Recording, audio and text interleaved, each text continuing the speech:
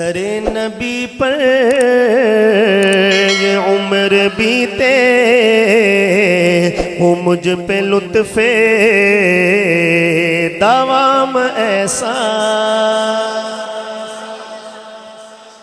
درے نبی پر یہ عمر بیتے ہو مجھ پہ لطف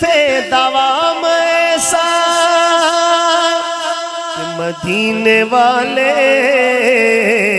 کہیں مقامی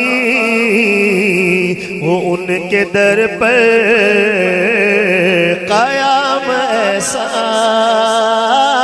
مدینے والے کہیں مقامی ہو ان کے در پر قیام ایسا، مدینے والے کہیں مقامی ہو ان کے در پر قیام ایسا، جو غم زدوں کو گلے لگا لے، بروں کو دامن میں جو چھپا لے، جو غم زدوں کو گلے لگا لے، بروں کو دامن میں جو چھپا لے، ہے دوسرا کون اس جہاں میں سوائے خیر الانام ایسا، مدینے والے کہیں مقامی وہ ان کے در پر قیام ایسا، مجھے کو دیکھو وہ بے طلب ہی نوازتے جا رہے ہیں پہ ہم، مجھے کو دیکھو وہ بے طلب ہی نوازتے جا رہے ہیں پہ ہم، نہ میرا کوئی عمل ہے ایسا، نہ میرا کوئی ہے کام ایسا، نہ میرا کوئی عمل ہے ایسا، نہ میرا کوئی ہے کام ایسا، بلال تجھ پر نثار جاؤں کہ خود نبی نے تجھے بلایا۔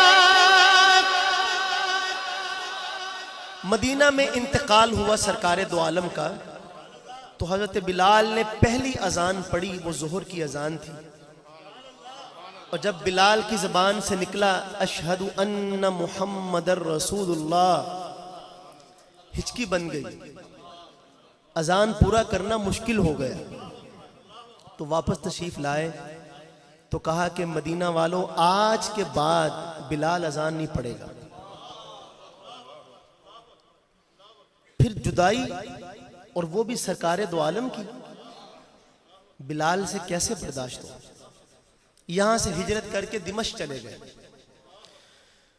تو کچھ عرصہ گزرا تو سرکار نے فرمایا کہ بلال یہ کیسی بے وفائی ہے، خواب میں آپ نے فرمایا یہ کیسی بے وفائی ہے، تم تو کبھی ملنے بھی نہیں آتے۔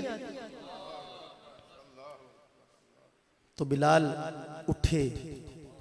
اور ہفتوں کا سفر دنوں میں طے کرتے ہوئے سرکار کی بارگاہ میں پہنچے، اور قبر اطہر پہ جا کے گر گئے۔ لوگوں نے کہا کہ بلال آج آپ بڑے عرصے بعد تشریف لائے ہیں، ذرا ہمیں سرکار کے زمانے والی اذان تو سنائے۔ تو بلال نے کہا کہ تم جانتے ہو کہ میں آپ کے جانے کے بعد اذان پڑھنے پہ قادر نہیں ہوں۔ لوگوں نے پوچھا کیوں؟ تو فرمانے لگے کہ پہلے میں جب اذان پڑھتا تھا اور کہتا تھا نا اشہد ان محمد رسول اللہ، تو سرکار دو عالم کا رخ انور میری آنکھوں کے سامنے ہوتا ہے، لیکن اب وہ منظر میری آنکھوں کے سامنے۔ وہ اقبال نے کہا ہے کہ وہ آستان نہ چھٹا تجھ سے ایک دم کے لیے، کسی کے عشق میں تو نے مزے ستم کے لیے، جفا جو عشق میں ہوتی ہے وہ جفا ہی نہیں، ستم نہ ہو تو محبت کا کچھ مزہ ہی نہیں۔ اور اگلے شعر تو ادائے دید سراپا نیاز تھی تیری، کسی کو دیکھتے رہنا نماز تھی تیری، ازاں ازل سے تیرے عشق کا ترانہ بنی، نماز اس کے نظارے کا ایک بہانہ بنی۔ تو بلال نے کہا کہ میں اذان پڑھنے پہ قادر۔ لوگوں نے کہا کہ کوئی ایسے سفارشی ڈھونڈو جن کی بات کو بلال ٹال نہ سکے۔ اب یہ ہے مسجد آل محمد۔ تو لوگوں نے تلاش کیا تو دو شہزادوں پہ جا کے نگاہیں ٹھہر گئیں کہ اگر یہ فرمائش کر دیں تو بلال نہیں ٹالیں گے۔ ایک کو حسن کہتے ہیں اور ایک کو حسین کہتے ہیں۔ ان دونوں نے جا کے عرض کی چچا جان بڑے عرصے بعد آپ تشریف لائے ہیں، لوگ بھی چاہتے ہیں، ہماری بھی خواہش ہے کہ آپ ہمیں وہ اذان سنائیں۔ تو اب انکار کی گنجائش، پھر بلال اس چبوترے پہ گئے اور اذان پڑھنا شروع کی۔ تو شیخ الحدیث حضرت مولانا زکریا صاحب رحمہ اللہ نے لکھا ہے کہ یا تو لوگ اس دن روئے جس دن سرکار دو عالم کا انتقال ہوا تھا، یا یہ دن تھا مدینہ میں بچے بوڑھے نوجوان مرد عورتیں سب مسجد نبوی کے دائیں بائیں جمع تھے، اور لوگ کہتے ہوئے پائے گئے کہ مؤذن رسول آ گئے ہیں، شاید کہیں سے رسول بھی آ جائے۔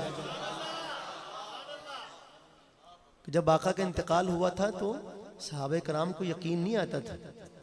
جیسے ہمارا پیارا کوئی دفن ہو جائے، اپنے ہاتھوں سے قبر میں اتارنے کے باوجود بھی یقین نہیں آتا کتنے دن تک۔ ابھی تو یہاں تھا، پچھلے دن تو کل تو یہاں بیٹھا تھا، پچھلے ہفتے تو یہ کر رہا تھا، ایک مہینہ ہو گیا گزشتہ اس تاریخ کو تو وہ بالکل ٹھیک ٹھاک تھا، یقین نہیں آتا۔ صحابہ کرام ان رستوں پہ جا کے بیٹھ جاتے تھے جن سے سرکار مدینہ میں واپس، شاید ادھر سے آپ آ رہے ہوں گے،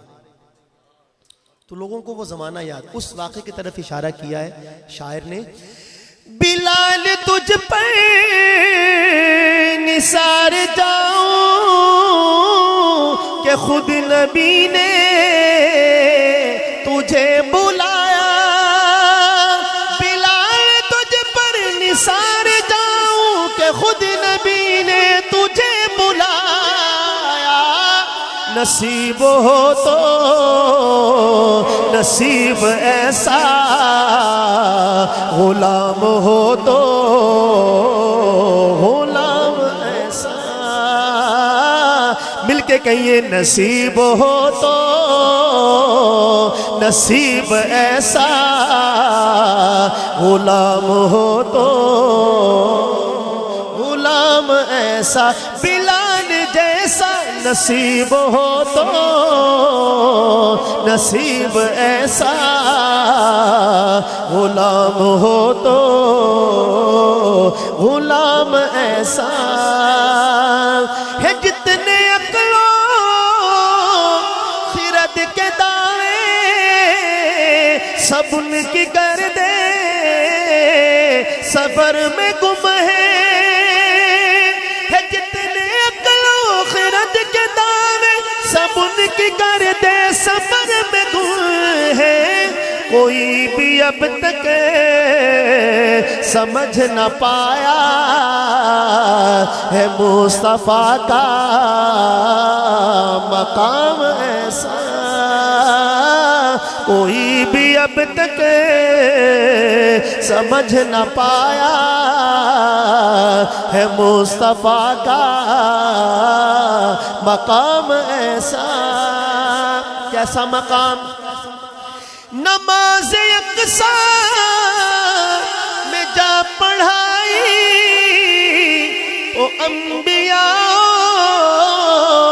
رسول یہ بولے، نماز ہو تو نماز ایسی، امام ہو تو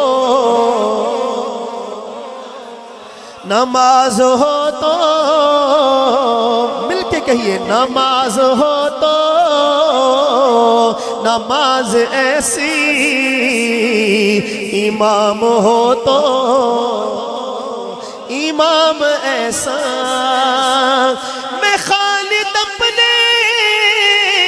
نبی پہ قربان ہے جن کا خلق عظیم قرآن سلامتی کی جو ہے ضمانت وہ لے کے آئے نظام ایسا مدینے والے کہیں مقامی ان کے در پر قیام ایسا